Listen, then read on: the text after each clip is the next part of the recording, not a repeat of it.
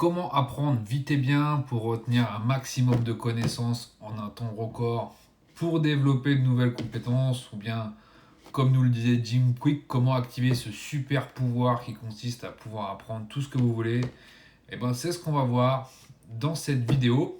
Mais déjà, salut à tous et bienvenue sur cette chaîne. Je suis tout comme d'habitude très content de faire cette vidéo et j'espère qu'elle va vous plaire comme toutes les autres d'ailleurs. Donc petit préambule, je pense que c'est plutôt une vidéo qui va s'adresser aux salariés ou en personnes qui sont en reconversion pro et qui ont besoin de développer de nouvelles compétences et qui trouvent que par exemple les formations, les coachings sont bien trop chers et je suis plutôt d'accord avec eux dans l'ensemble et je trouve d'ailleurs pas très qualitatif non plus. C'est un peu devenu n'importe quoi ce milieu à mon sens, mais il y en a sûrement des bons. Donc, comment on fait pour se former en dehors de ces formations payantes? Eh bien, tout simplement, on lit des livres parce que c'est moins cher, ça coûte entre 7 et 20 euros. C'est beaucoup plus intéressant. Et aujourd'hui, je vais je vais t'en présenter un qui va grandement t'aider pour développer une qualité d'apprentissage hors du commun. C'est le livre d'Olaf Chewy et de Barbara Oakley. Apprendre vite et bien. Alors, la grande force de ce livre, tout d'abord, c'est qu'il est simple et qu'il se base sur la neuroscience, donc avec des explications précises sur la façon dont notre cerveau fonctionne quand on passe en mode apprentissage. Et c'est vraiment super intéressant de pouvoir comprendre tout ça et comment ça fonctionne parce que ça va te donner une vue d'ensemble sur l'intérieur de ton cerveau quand tu passes en mode apprentissage. Donc pour réaliser la vidéo, je vais t'expliquer 3 points du livre qui m'ont aidé et qui vont t'aider, je pense, à booster ta capacité d'apprentissage à toi aussi également. Tout d'abord, avant de commencer, il faut pouvoir arriver déjà à se concentrer et créer un environnement propice et surtout éliminer toutes les distractions. C'est vraiment le point à retenir pour bien démarrer la méthode d'apprentissage, c'est qu'il faut qu'il n'y ait aucune perturbation. Pardon. Les statistiques montrent qu'il faut 20 minutes pour se reconcentrer lorsqu'on est déconcentré. Donc c'est absolument énorme, donc il faut mieux tout cadrer dès le début. Ça veut dire que tu dois te mettre déjà dans un endroit très calme et virer ton téléphone aussi loin que possible de toi. Ou alors tu mets un chronomètre et tu vas le chercher.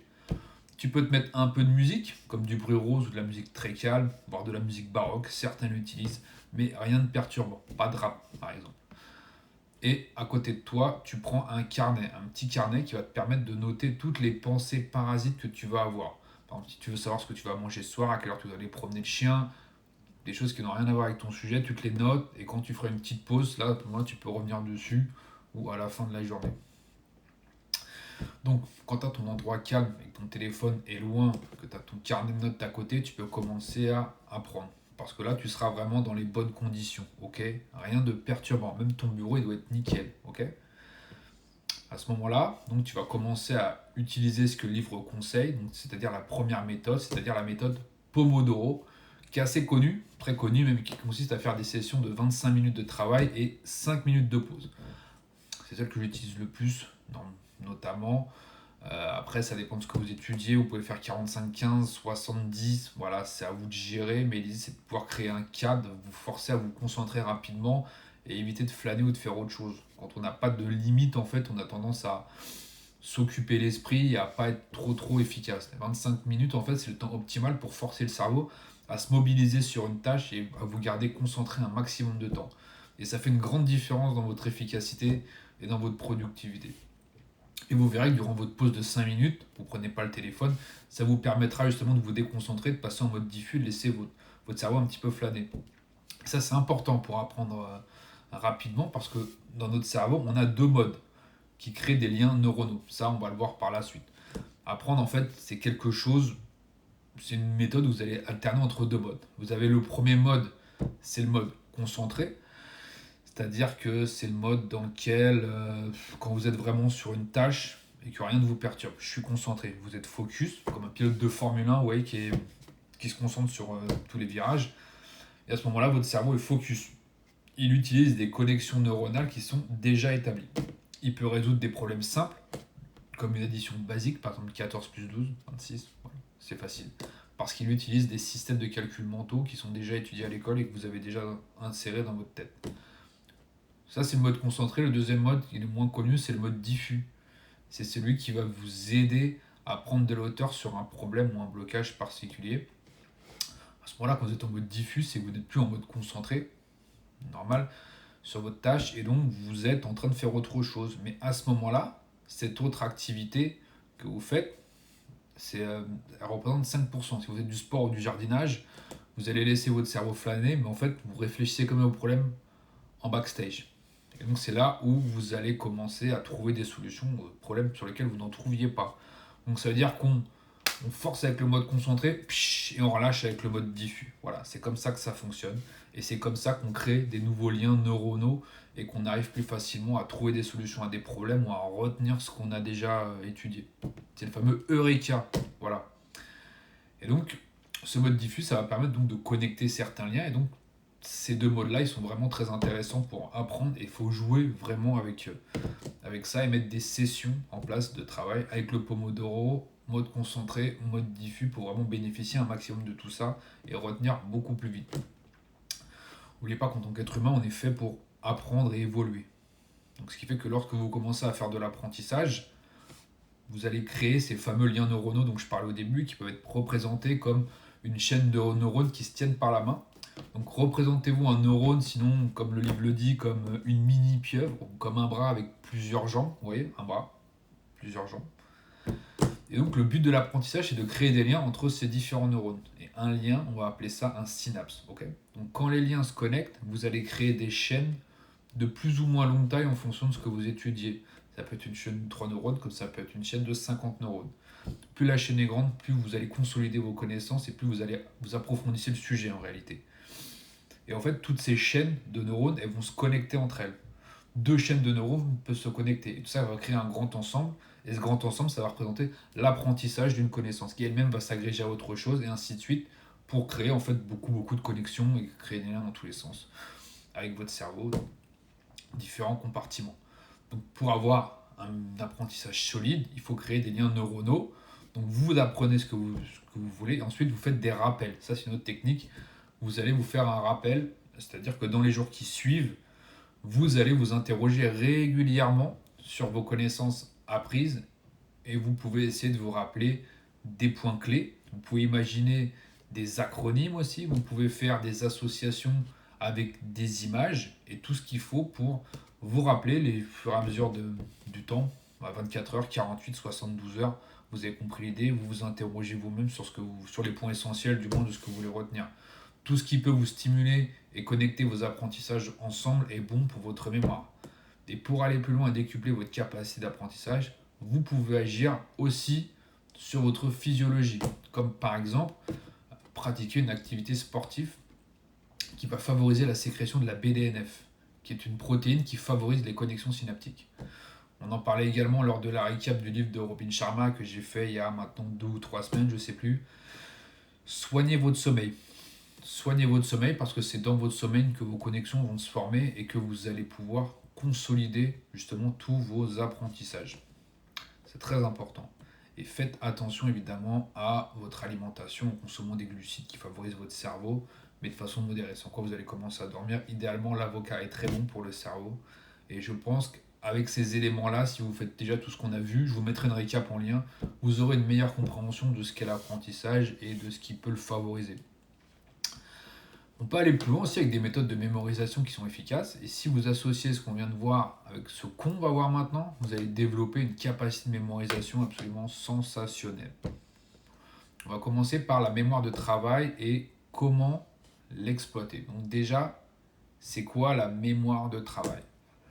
Eh bien, imaginez que c'est une pieuvre, votre mémoire, située entre votre mémoire à court terme, votre mémoire à long terme. Vous avez une pieuvre au milieu et elle va piocher dans les informations de la mémoire à long terme et de la mémoire à court terme. Okay, de cette manière, vous pouvez faire des liens entre l'information qu'on vous donne et la réponse que vous allez apporter par rapport à votre mémoire à long terme. Exemple, sujet d'improvisation, en monsieur machin, parlez-moi sur un terme, sur un certain thème. Vous avez un bras qui va piocher pour comprendre le thème, un autre bras qui va le tenir justement pour le stress, donc on va prendre dans la mémoire à long terme des images de vous en train de se relaxer, un autre va gérer la surprise, un autre va gérer votre élocution, pardon, et un autre la façon d'articuler. Bon, l'élocution, j'ai déjà dit, c'est pas grave. Donc la pieuvre possède plusieurs bras et à un moment, s'il y a trop d'informations, c'est là que vous êtes en surcharge, que vous perdez vos moyens, qu'on devient rouge, qu'on transpire Et donc on n'est pas bien. Donc évidemment, chaque bras de la pieuvre va chercher ces informations, mais ce n'est pas un neurone ou une information, c'est les chaînes d'informations. Donc l'intérêt d'avoir des grandes connexions synaptiques est bien, parce que comme ça vous allez vraiment chercher des grandes chaînes d'informations et ça va vous faciliter le travail. Donc ça c'est votre mémoire de travail et comment en tirer parti vraiment de cette mémoire de travail, comment la travailler et l'exploiter. Il y a un adage qui dit vous devez comprendre ce que vous apprenez, sinon vous n'allez pas créer de lien synaptique. Ça c'est dans le livre évidemment. Pour ça vous allez utiliser la méthode SDT. S pour simplifier, c'est-à-dire synthétiser les idées principales. D pour décomposer l'information globale en mini-parties. T pour traduire, vous allez reformuler avec vos mots. Ces 3 étapes vont améliorer votre compréhension et faciliter votre mémorisation. Exemple, pour faire cette vidéo, j'ai synthétisé les idées principales de mes sujets, je les ai découpées en mini-parties, ensuite je vous les explique avec mes mots. Étant donné que je démarre sur les vidéos YouTube, elles ne sont pas encore très fluides, mais ça va venir avec la suite. Et entre la lecture du livre et l'écriture de cette vidéo, j'ai mémorisé certains points qui me semblaient pertinents pour m'aider dans mon quotidien professionnel ou bien personnel. Et j'applique du coup cette méthode au quotidien. Donc maintenant, continuons avec la mémorisation. On va voir comment mémoriser efficacement les informations. Alors déjà, qu'est-ce que c'est pertinent pourquoi est-ce que c'est pertinent de savoir mémoriser des informations quand tout est disponible en ligne? Eh bien, la réponse, c'est parce que ça va vous aider à gagner beaucoup de temps plutôt que de taper sur votre téléphone. Olaf et Barbara parlent même d'un gain d'énergie parce que vous n'aurez pas à fouiller trop longtemps dans votre cerveau pour trouver l'information dont vous avez besoin. Et vous serez beaucoup plus réactif quand vous aurez besoin de parler à quelqu'un. Pour info, il y a un Américain qui s'appelle Alex Mullen qui a mémorisé un jeu de cartes de 52 cartes en 19 secondes. L'essentiel, c'est pas d'en faire autant, mais de pouvoir déjà avoir un esprit beaucoup plus vif. Pour un entretien embauche, ça sert. On vous pose une question, vous répondez du tac au tac. Donc on va avoir 3 méthodes plutôt connues, mais qui demandent de l'entraînement pour améliorer justement cette mémoire. À noter que la technique de la relecture est très loin d'être efficace, comme nous l'a expliqué à l'école. Mais passons, moi je l'ai fait beaucoup de fois, et en fait oui, je me suis trompé également. Donc la première technique, c'est d'utiliser un moyen mnémotechnique verbal, comme un acronyme par exemple. C'est-à-dire que vous allez prendre les premières lettres de chaque mot afin de créer un mot nouveau, et chaque lettre représentera une idée, une définition ou autre chose.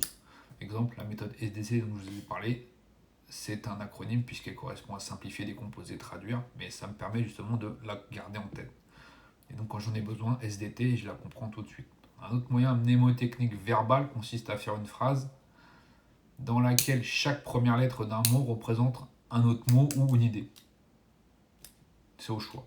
La deuxième technique, c'est d'utiliser un mnémotechnique visuel. Vous pouvez créer une image mentale de ce que vous voulez retenir et la rendre aussi originale que possible afin qu'elle soit clairement imprimée dans votre esprit. Si vous devez retenir les mots oiseau, chapeau et cigale, alors imaginez un oiseau qui porte un chapeau et fume un cigare, et dans ce cas, vous aurez retenu les 3 mots et vous aurez cette image dans votre tête. Vous pouvez également utiliser ce qu'on appelle le palais de la mémoire. Il y en a beaucoup qui en parlent sur YouTube, je vous l'ai fait vite fait. Pour ça, vous allez vous représenter mentalement une pièce que vous connaissez bien et vous allez poser des objets dans cette pièce. Imaginez votre chambre, vous posez des objets dans votre chambre. Je reprends l'exemple de l'oiseau, du chapeau et du cigare. Donc imaginez votre chambre, là j'imagine ma chambre, la pièce, par exemple voilà, c'est la pièce dans laquelle je suis. Et je vais poser des objets concernant les mots ou sujets à mémoriser. Oiseau, chapeau, cigare. Donc là je peux imaginer que je regarde par la fenêtre et que j'aperçois un oiseau. Ensuite je tourne la tête et je vois mon chapeau sur mon lit. Et puis je regarde mon tableau qui représente un cubain par exemple qui fume un cigare. Et donc en fait cette image mentale je la garde parce que vu que je connais le lieu, ma chambre, j'ai réussi clairement à poser des objets dedans. Et puis du coup c'est vraiment un super moyen pour retenir des informations. Et vous devrez aussi sûrement pratiquer le rappel pendant quelques jours pour bien mémoriser et consolider ces nouveaux liens. Donc ça va vous être très utile lorsque vous allez lire et que vous devez retenir beaucoup d'informations et que vous en avez marre d'oublier un livre 48 heures après l'avoir lu. On arrive à la dernière partie maintenant, on va voir comment lire efficacement avec Olaf et Barbara qui tordent le cou aux techniques de lecture rapide qui selon eux sont efficaces pour lire mais pas pour comprendre ce que l'on lit.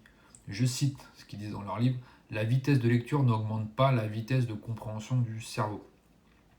Voilà, je ne rentre pas dans le débat ni dans l'analyse de ce qui est dit. Il y en a qui disent qu'on peut lire jusqu'à 500 mots, l'autre 800 mots, on garde une compréhension optimale, je ne sais pas. ils partent du principe, eux, que lire efficacement, c'est une question de compréhension avant tout. Et je suis assez d'accord sur le point. Moi, c'est plutôt comme ça que je fonctionne aussi. Alors voilà, une technique en 3 étapes pour lire plus efficacement, c'est-à-dire de manière active et non passive. 1. Scannez une première fois le contenu du livre. Ok, vous le feuilletez, vous repérez tout ce qui est du texte, des tableaux, des gros titres, des mini-titres, des citations, le plan, etc. pour que votre cerveau commence déjà à s'imprégner du livre ou du texte et démarre une phase de connexion synaptique, connexion entre les neurones. Numéro 2, ensuite, lorsque vous lirez une page, vous utiliserez la méthode du rappel qu'on a vu tout à l'heure, et à chaque fin de chapitre ou fin de page, peu importe comment le livre est découpé, vous ferez une pause pour vous rappeler les différents éléments que vous avez lus. Voilà. Numéro 3, vous allez écrire des annotations sur des pages pour reformuler des phrases, extraire des mots, écrire des questions qui vous intéressent de manière à rendre le texte vivant et à favoriser l'effort de compréhension du texte par votre cerveau. Tout ça, ça va vous créer des liens neuronaux et avec le rappel, tout ça va se connecter très facilement.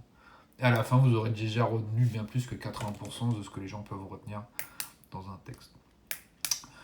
Voilà pour la récap de ce livre que je vous conseille évidemment de lire pour devenir une machine learning. Je vous mets ce que je viens de vous dire en description. Vous pouvez en commentaire me dire si vous avez aimé la vidéo ou pas, liker, vous abonner, me dire ce que je dois améliorer dans ces vidéos.